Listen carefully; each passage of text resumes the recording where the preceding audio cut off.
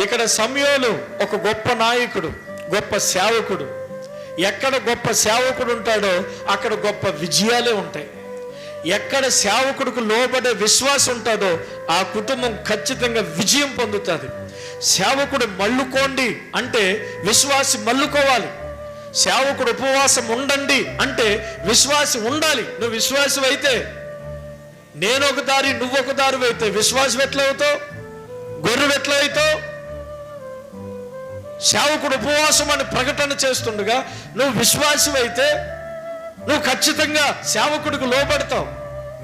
గొప్ప సేవకుడు ఎప్పుడు కూడా దేవుని పాదాల దగ్గర గొప్ప గొప్ప కార్యాల కోసం పరిగెడతాడు. గొప్ప సేవకుడు ఎప్పుడు కూడా సంఘాన్ని ప్రభు పాదాల దగ్గరికే నడిపిస్తాడు. తన వైపుకు నడిపించుకునేవాడు గొప్ప సేవకుడు కాదు.